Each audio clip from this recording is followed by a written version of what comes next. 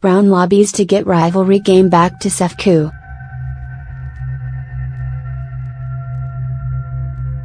Albany.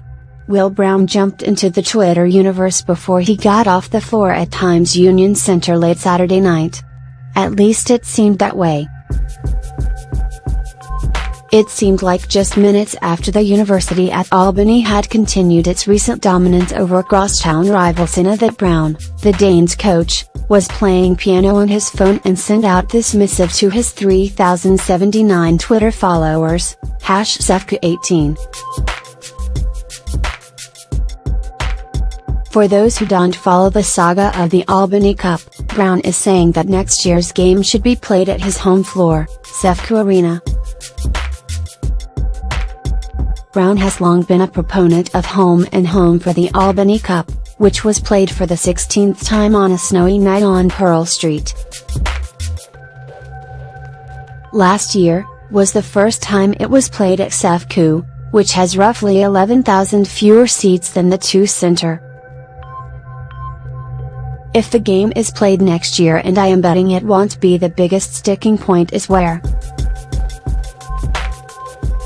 SEFCU doesn't want to go back to SEFCU, where the game was played for the first time last year, and Brown wants nothing more than what he considers a fair deal. Who will be the Grinch when this all comes down? You can judge. If you want to read more about the future of this game, check out Mark Singelai's story on the front page of the paper. Those who came down to the arena on Saturday, and there were 9,017 of you that did, saw what most people thought they would see. A veteran Albany team, which has now won 10 of its 11 games, held off the still learning Saints 74-69. For most of the night, the Danes controlled things. They did what they were supposed to do. Graduate student Travis Charles, who continues to blossom in his final year, made 7 of 12 shots for a game-high 19 points. Junior Joe Cremo did what Joe Cremo does, scoring 16 and accepting a crucial charge from SEFCU's Nico Clarith with 52.8 seconds left and the Danes clinging to a 69-67 lead. Senior Greek Steyer, stuck in foul trouble all night, still came up with 10 rebounds. Junior David Nichols scored 12 on an off night. Albany was up by 11 with 4:23 left before the Saints, whose top two scorers were freshman Roman Penn, 15, and sophomore Recent Shivers, 13, got brave and made it a game. In the end, youth was not served and the Danes continued to roll. Maybe there was more of a spring to Cremo as he shook his fist in triumph.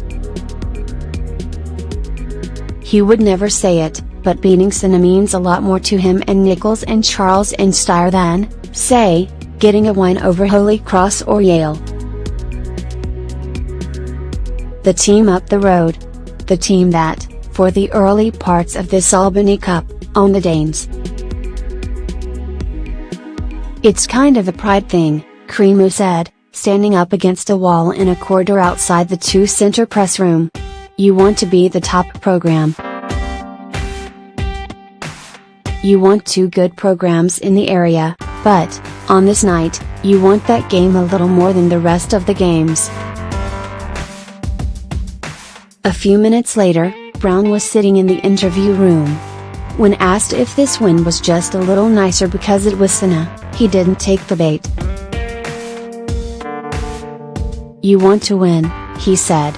The reason you want to win this badly is because I want this program to get the respect it deserves. As good as the Danes program has been the last few years, the Capital Region still swarms to watch SEFCU a lot more than it does Albany. In their last 3 home games at SEFCU, the Danes have averaged 2,074, SEFCU drew 5,598 in its last 3 games here before Saturday. Yes, there is a bias in the area for SEFCU, probably always will. But, on one night a year, they play. Winning this means a lot. No, Sena coach Jimmy Patso said when asked if losing to the Danes stings a little bit more. This isn't Fraser and Ollie. Are we best friends? No, we are not supposed to be best friends. But this isn't the Hatfields and McCoys. Both teams went on their separate ways into the cold Albany night. Sena heads for Vermont on Monday, Albany plays at Memphis on Tuesday. It would be interesting to see this game next year as Sena will be a year older and the Danes will lose some seniors. But it's not happening. Twilken at Times Union. Com 51845454415 at Twilken.